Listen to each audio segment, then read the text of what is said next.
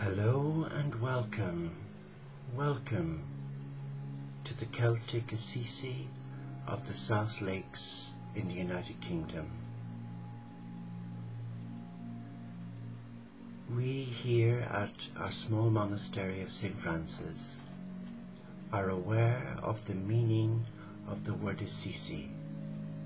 For us it symbolizes peace, compassion, universal citizenship. It represents a spiritual watering hole where all faiths and none, where all lifestyles can come and just be. And we've called it the Celtic Assisi of the South Lakes because we were brought here 7 years ago in faith. And having just established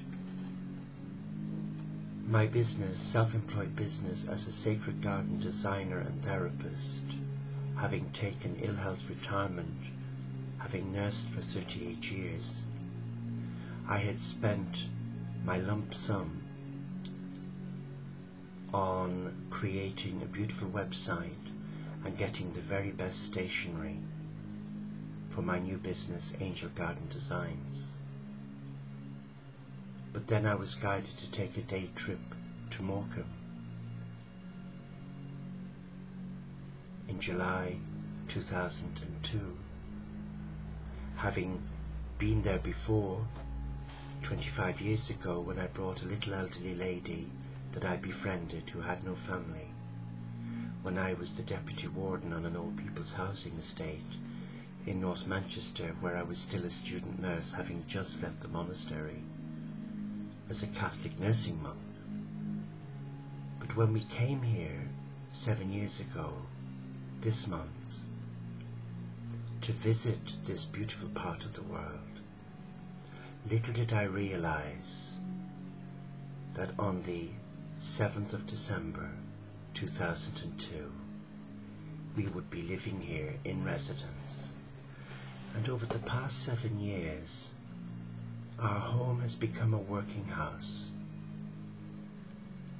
It has become a spiritual watering hole for many beautiful people who have become estranged from their own families, from their religious families, who have come with broken hearts, confused, disorientated. Some have been mentally ill. Some have been physically ill and dying. Some have been spiritually poor, in search of truth. But of the many hundreds and thousands of people guided here, they were brought here to just be and to sit in the energies. But when we first came, the place needed a lot of love because the previous owners had divorced, and there was a lot of sadness here.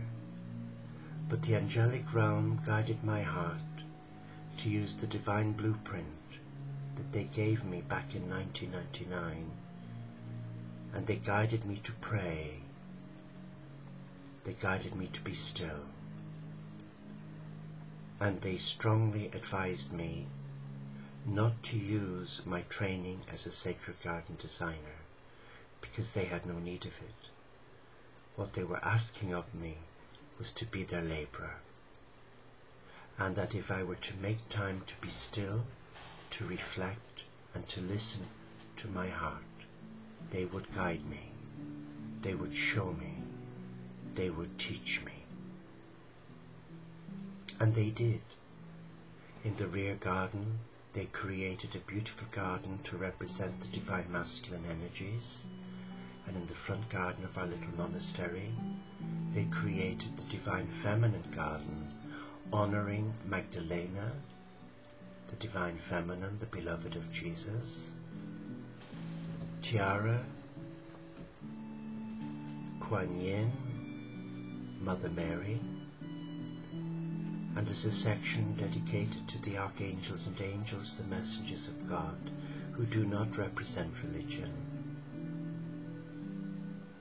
and the two energies come together in the center of the house downstairs, in that part which we call is our special place, in our prayer room, our little oratory,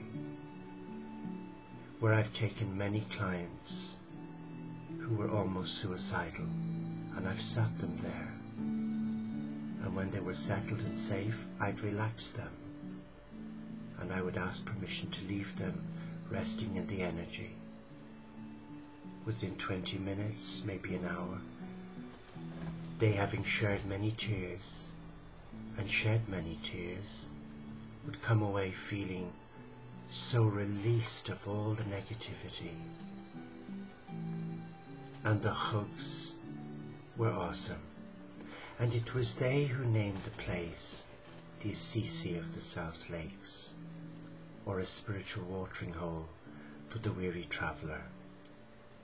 It's not your conventional monastery with floorboards and palliasse pillows, where penance and a lot of iconography is present. No, it's a 5-star monastic guest house where people can come and just, it's like home from home. They can come, they have the freedom to be, to choose. They can come full board, they can come half board or self-catering. They can be carnivores or vegetarian. But everything that is done here is done in love, and that is a prayer. So the Celtic Assisi of the South Lakes is appropriately named, don't you think? Because we are situated in the ancient Celtic kingdom of Reged. And only last year I discovered something very beautiful. That Morecambe Bay, with its many little estuaries all coming off the main bay, there's a part of the bay where there's a place, a village called Heysham, and directly opposite on the other side of the bay is a place called Kent's Bank, where many people walk when the tides are out. But you know, something was brought to my attention that left me feeling dumbstruck, because I felt there was a pull here, and I didn't know what that was. And when I discovered that St. Patrick, who travelled from Ireland to South Wales and right up on foot with Columba, they crossed Morecambe Bay on foot with their young monks from Heysham, where there was a small church, a Christian church, all those hundreds of years ago. And they walked across to Kent's Bank and established an abbey that's now in ruins.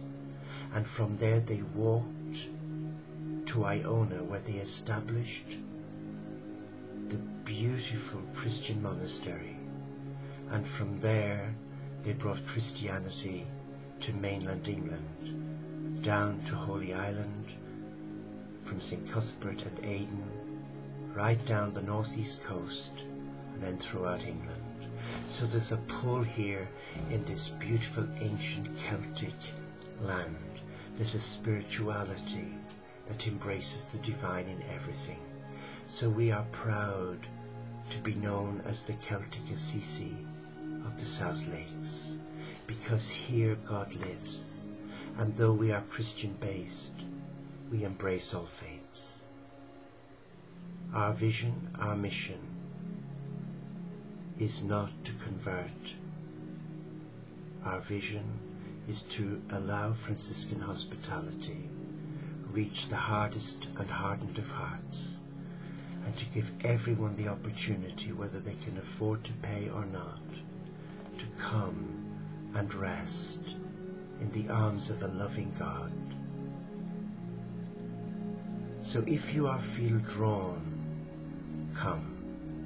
If you are in need, come. And if you need love and blessing, please come.